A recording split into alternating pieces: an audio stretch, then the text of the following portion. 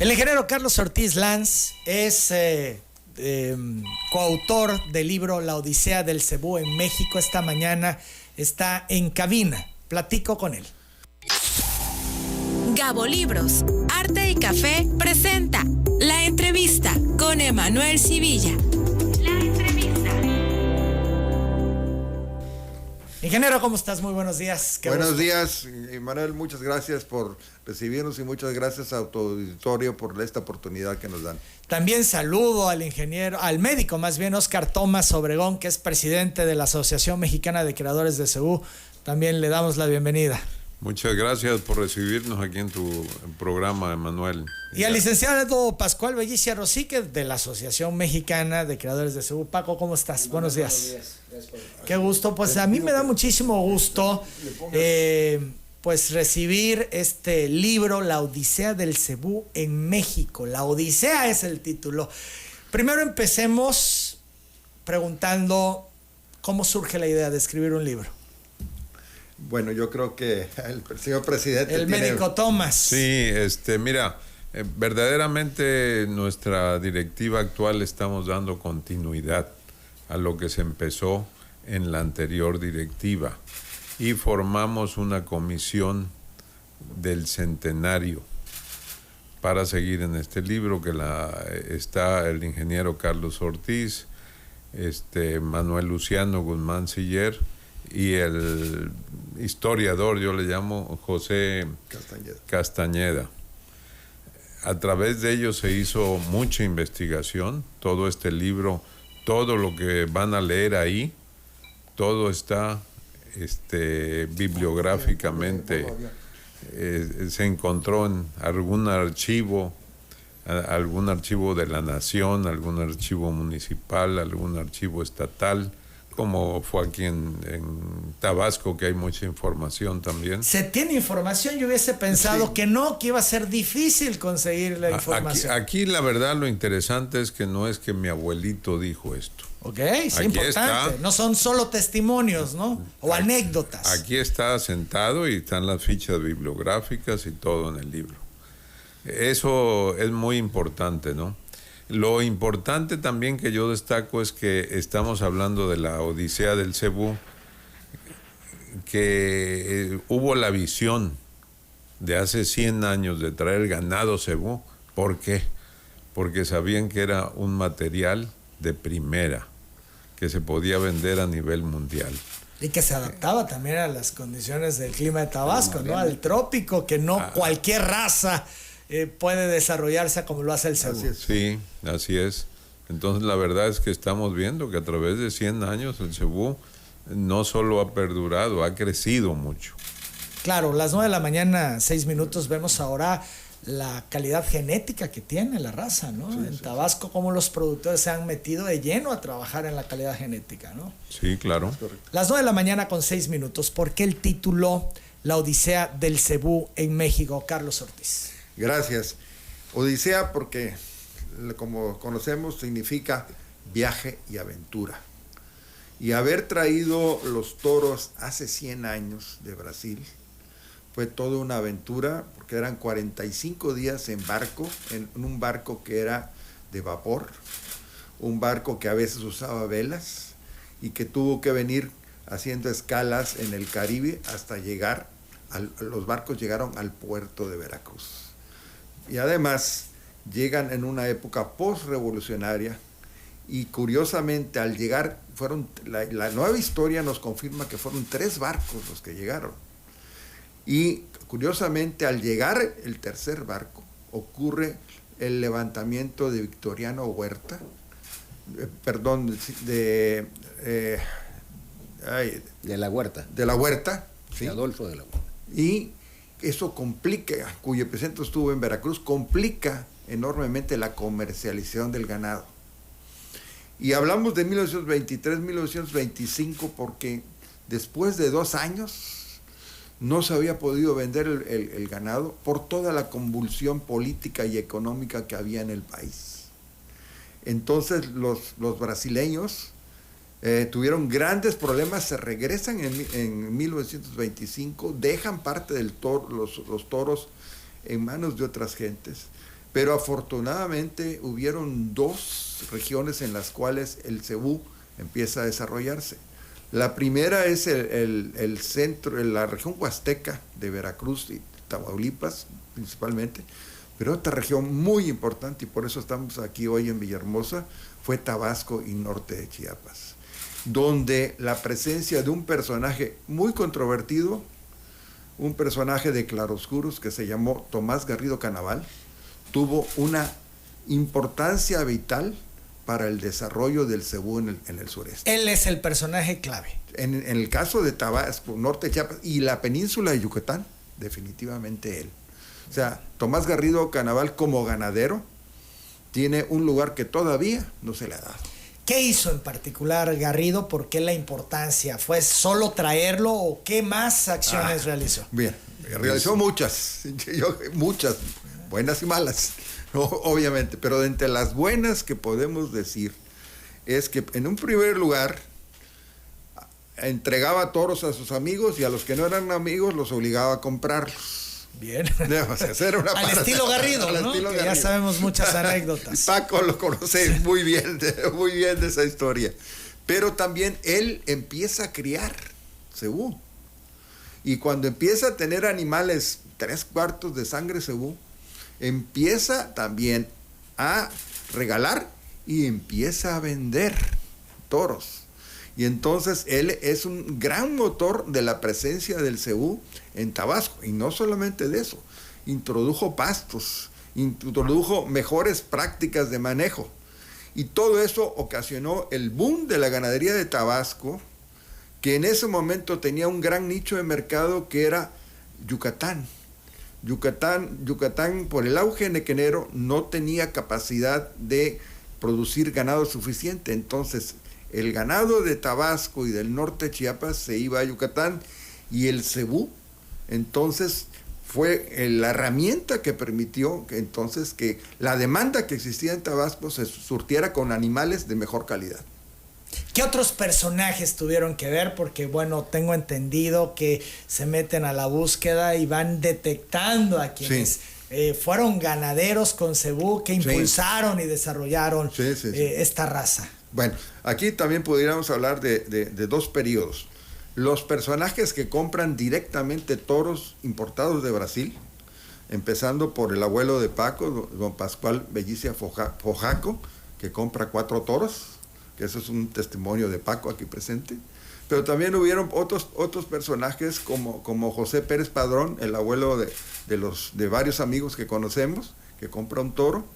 Tenemos el caso de don Lucio Lastra Ortiz, que compra un toro, de don José Eusebio Lastra Ortiz, que compra 2 toros. Entonces, estos personajes fueron claves en empezar a diseminar el cebú, y que muchos descendientes el día de hoy continúan criando cebú. Como el caso de Paco. A ver, cuéntanos la anécdota. Toda una aventura comprar 2 toros. Fueron 4. Fueron 4 en el caso. Yo no quiero dejar fuera de esto a don Tomás Garrido. Claro. Don Tomás era un gran impulsor y era el que proponía y les hacía ver en esa época que era la solución a los problemas que tenían con el ganado europeo que se estaba criando aquí. El ganado europeo... Así lo vislumbraba Tomás Garrido. Eso lo tenía clarísimo. El ganado europeo que nosotros conocimos como criollo, pero que es el ganado descendiente de las importaciones de los españoles en la colonia, claro, y que era lo que se había diseminado, animales ineficientes, animales que tenían una fertilidad tardía y una longevidad temprana, y que el cebú le solucionó. Les permitió hacer ganadería de más extensión, que no tuviera tanto problema con la garrapata, como hasta el día de hoy sigue siendo la base para esto, y que la familia nuestra que se dedicaba a eso, a la producción agropecuaria, vislumbró como una solución y les permitió crecer exponencialmente y poder solucionar problemas. Eso fue lo básico que tenemos que entender. Y bueno, que como decía Carlos, se empieza a vender esa producción y se empieza a extender la sangre de cebú en diferentes grados. Nosotros quizá fuimos, junto con don Tomás, de los primeros que pudimos tener un cierto grado de pureza por absorción. Inclusive don Tomás tuvo algún acceso a algunas hembras puras que bueno, fueron los que fueron diseminando este gen en la región, ¿no? Ese es básicamente lo que sucedió. Era la solución a problemas y la manera de crecer rápido. Claro, las 9 de la mañana, 13 minutos, la capacidad de Tomás Garrido para entender el tema, ¿no? De lo complejo por el clima del trópico, lo difícil que es para adaptarse para algunas razas, y esta que pues se da de una manera extraordinaria para la zona, ¿no? Y que sigue siendo la opción hoy en Tabasco. La opción es el cebú, ¿no? Yo te puedo dar un dato así de sencillo. Sí, un ganado criollo que cruzas con un cebú puro de buena calidad te puede dar 30, 40 kilos más al destete. Mira. Entonces, si tú lo multiplicas por un número importante de vacas, estamos hablando de muchos kilos al destete. Y así fue lo que pasó. Vieron inmediatamente el choque de sangres y ya no hubo más que hacer, más que crecerlo. Claro. Gran visión de don Tomás. Sin duda, ¿no? Queda de manifiesto. Que no sabía del cebú, pero él aventuró sobre eso y aquí están los resultados. Pues un conocedor de la ganadería, del campo, de todo, ¿no? Tomás Garrido Canaval, las 9 de la mañana con 14 minutos de lo que viene en este libro. Le pregunto al ingeniero Carlos Ortiz, ¿qué sería, digamos, lo que más disfrutó a la hora de plantearlo? Bueno, yo creo que hay aquí puntos, ¿no? Creo que aquí se puso sobre la mesa de que lo que eran leyenda urbana, lo que eran pláticas familiares, pláticas de amigos, hubieron archivos que nos permitieron comprobarlo. Aquí hubieron dos fuentes de información en las cuales está basado el libro. Primero, el archivo Ruffier, que es un médico veterinario brasileño, de origen francés, pero radicado en Brasil, que las gestiones que hizo la Asociación Mexicana de Criadores de Cebú permitió que nos los enviaran, que es un archivo de casi 400 hojas de cartas manuscritas y de informes y telegramas que él mandaba. Y la segunda gran fuente, y vuelvo a reiterar la deuda histórica que tienen los tabasqueños con Tomás Garrido como ganadero, es que en el Archivo General de la Nación existe una sección que se llama Fondo Tomás Garrido Canaval, con más de 200 cajas de información sobre el quehacer de Tomás Garrido, en toda la gama, desde político hasta ganadero. Pero hay 200 cajas de información de Tomás Garrido Canaval que hasta ahorita no han sido exploradas. Para este libro se exploraron una cantidad mínima, las que interesaban por el tema que nos competen. Claro. Pero hay para rascarle, para buscar del tema que quieras. Meterse de lleno, ¿no? De temas que personaje, ¿no? Indagar a fondo a Tomás Garrido Canaval. Sí, ¿no? así es. Y además que hay el material cuando hubiéramos pensado que no. Yo tenía la idea de que habían pocas cosas documentadas al respecto. Es todo lo contrario. Es todo lo contrario. Qué bien, pues es un trabajo de primera. Veo yo aquí en este libro, hay imágenes, hay también documentos, publicaciones, cartas. Sí, al abuelo de Paco. Así es. Pues fascinante, sin duda, todo lo que han logrado recopilar en este libro, que queda ya como un testimonio, como un documento testimonio, pues para todos los criadores de cebú, pero también para la historia del ganado en Tabasco, porque sin duda es un referente, ¿no? Así es. Muy bien, pues yo les felicito. Quienes quieran adquirir este libro, ¿cómo pueden hacerle? Bueno. No, hoy vamos a estar aquí se va a hacer la presentación del libro en el auditorio Eduardo Alday Hernández, del edificio de Derecho de la Universidad Juárez Autónoma de Tabasco, en la zona country. A las 12 del día va a ser la presentación del libro aquí en Villahermosa, y ahí va a haber libros a disposición, el libro que yo creo que merece la pena, y además en particular todos los que tienen justo comentábamos esta raza, ¿no? Previo a entrar de la necesidad y que se va a hacer de digitalizarlo y promoverlo a través de Amazon y otras plataformas para que lo pueda tener gente no solamente de Tabasco o de México, sino a nivel internacional. Ahí se encontrarán detalles de lo que sucedió en Brasil para que pudieran venirse, de lo que sucedió después de este ganado. Mucho de este ganado se fue a Estados Unidos después también, claro, y forma parte de lo que hoy es el Brahman americano. Claro, no, sin duda es importante, sobre todo también que conozcan la historia las nuevas generaciones, quienes se están integrando ahora a todo esto de la cría del ganado, ¿no? Sí. Yo creo que es importante, yo veo los esfuerzos que ustedes como asociación están haciendo para que las nuevas generaciones participen más y se involucren y le encuentren ese gusto, ¿no? Claro. Y esto pues es parte de la historia que sin duda deben de conocer. Sí, te quiero comentar que verdaderamente ha sido motivante, como tú lo dices, todo lo que se ha trabajado, que verdaderamente al coautor también, José Castañeda, Manuel Luciano, que no participa como autor, pero han trabajado mucho todos ellos, la verdad.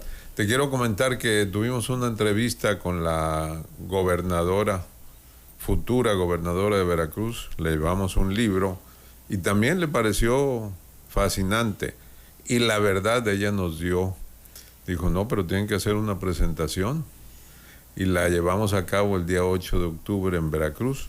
Por bien. Causas de fuerza mayor, ella no estuvo, pero ella fue la que nos dio la idea de hacer las presentaciones. ¿Y qué ha pasado? Que verdaderamente ahora tenemos mucho trabajo. Ya tuvimos una en Guadalajara, el día 12 de octubre, hoy vamos a tener el día 18 de octubre aquí, mañana el 19 en Zapata, el día 14 va a ser en Mérida, el día 21 en Tampico, y ahí vamos a seguir. No, pues en muchos sitios están ya entonces programados para presentar la Odisea del Cebú. Ahora, tenemos programado lo que te acaba de comentar Paco, de digitalizarlo, ponerlo en Amazon, pero primero dárselo a conocer a todos los socios. Claro.